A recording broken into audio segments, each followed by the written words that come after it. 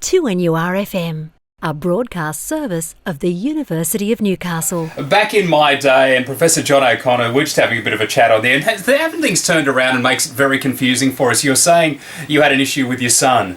Yes, he described something as being really sick, and I thought, oh, that's bad. And he said, no, that's great. I thought, what? Stop the world, I want to get off.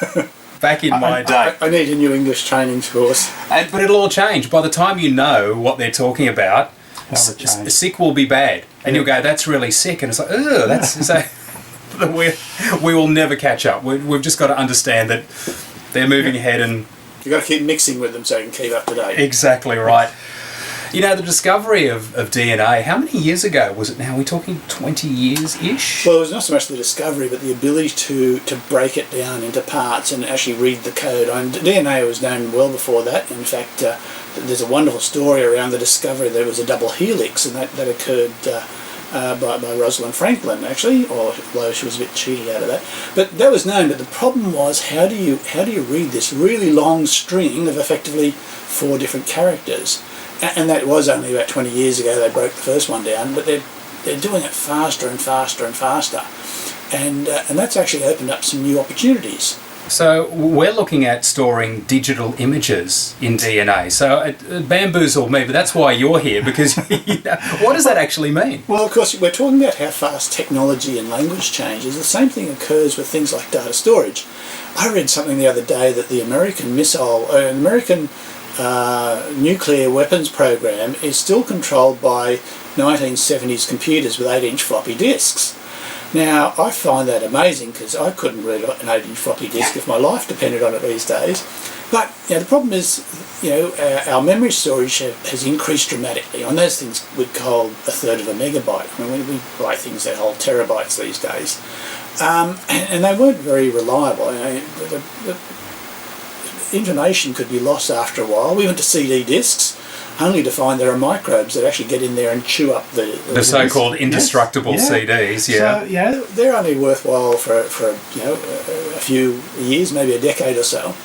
And in fact, I've got a friend in England who's written a book about exactly this issue, and it's coming out somewhere in the next 6 months. But the issue is really how fast you store data and how long it'll last.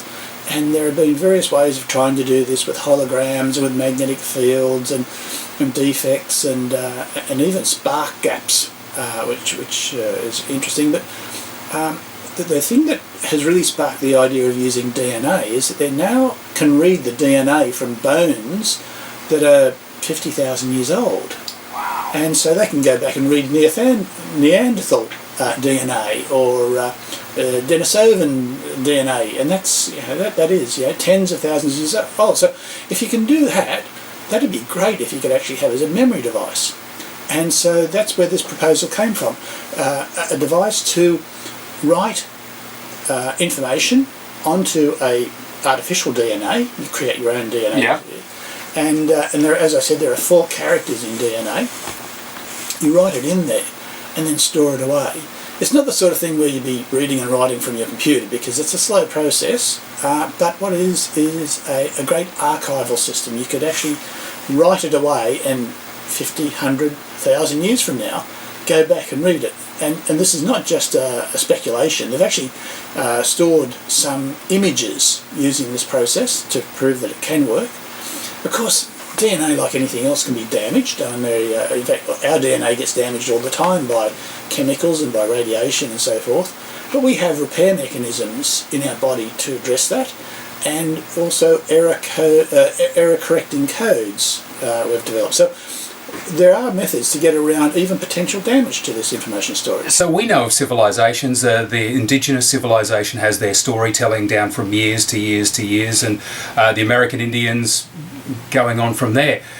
Is it a high-tech way of basically, because people turn around, what happens if one day, if we have that zombie apocalypse or we have a nuclear war where all the archives, all the records are not locked away or destroyed, How do we Like get the great story of library in civilization? Alexandria, you know? Yeah. Burnt down, and centuries of historical documents of various civilizations were lost. Yeah, and this would certainly be one. And maybe it would take 100 years in the future for someone first to realise that it is a storage device, and then secondly work out how to read it. But yes, you then would have access to everything that had been archived through this process. There are some amazing minds that are coming up with some amazing ways to do things, aren't there? There are, and the beauty of this thing is also it's so compact. I mean, if you look at even a terabyte drive, it's something you can fit in your pocket. But a piece of DNA which could store that sort of information is just a molecule. So you could have an unbelievable amount of information stored through this process. And the thing is too, we can use the replication methods that are used to replicate DNA to multiply copies. So And obviously if you had that put into you, or it just gets passed on. Through your body to your kids? You wouldn't put it into you because you don't know what those codes are doing. They might be actually coding for a horn out of your left eye or something. So you've got to be a bit careful. You wouldn't be putting it into people. You'd be storing it somewhere cool, safe dry, environment. So, yeah. Well, a bit like the seed depository they've got up in Norway. You put it somewhere safe, out of the way, away from radiation, away from chemicals, away from heat, and that then would last a century or millennia. And such a small area needed for it makes it easier. Thank you very much. There you go. Science never sits by waiting. Professor John O'Connor, School of Mathematics and Physical Sciences at the University of Newcastle.